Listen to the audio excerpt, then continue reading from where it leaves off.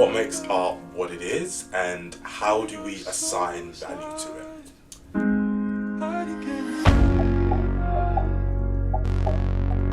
There's a famous quote about art by Thomas Merton which says, "Art enables us to find ourselves, but also to lose ourselves."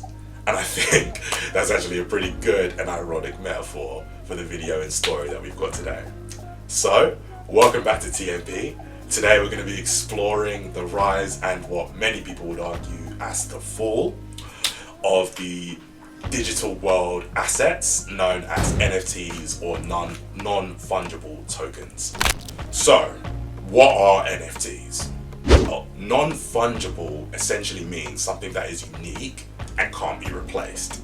So NFTs are basically unique assets, like a piece of art, a bit of digital content, or in some cases an actual video, which has essentially been tokenized.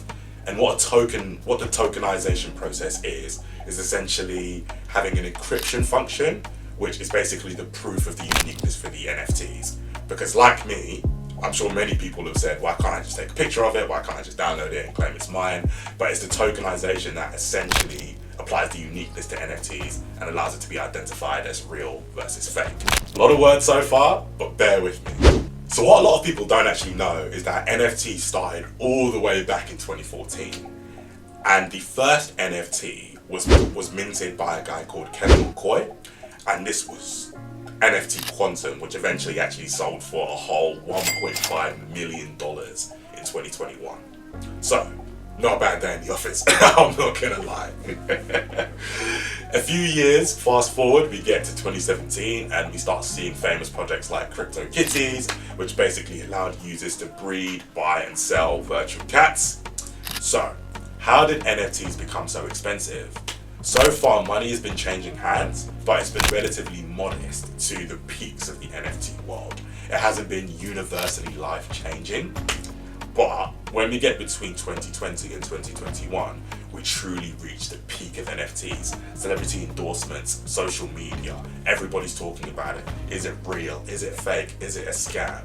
Well, for whatever one might think, one might say, one might do, at the peak of NFTs, the highest ever recorded NFT sale was the Merge, and that sold for a whopping $91.8 million. So definitely universally life-changing and definitely not modest by any stretch of the imagination. A sale at that level put it as art that potentially rivals the likes of the Vincent van Goghs, the Jackson Pollocks, the Pablo Picassos. It really segmented it as something that people could no longer ignore. Unfortunately, behind the glamour and the success of a lot of these projects, there's always people that are going to take advantage. And as a result of that, we now start to see a real dark side and almost dark period around the whole NFT projects. Everything from high profile court cases, Nike taking platforms to court, Maze taking platforms to court, really trying to determine what infringement means, what copyright means in these particular instances, all the way to the scams you'd hear about every day, the pump and dumps, the fake platforms, the fake NFT cards, celebrity endorsement on what a lot would argue as illegitimate projects, and everything that transpired out of that. It really put a dark stamp on the NFT age, and some would argue was a real key component in what ultimately led to a significant decline in interest and investment. But what does all of this mean? What's the moral of the story? And ultimately, can we consider NFT art? Well, if we go back to the start, art enables us to find ourselves and to lose ourselves.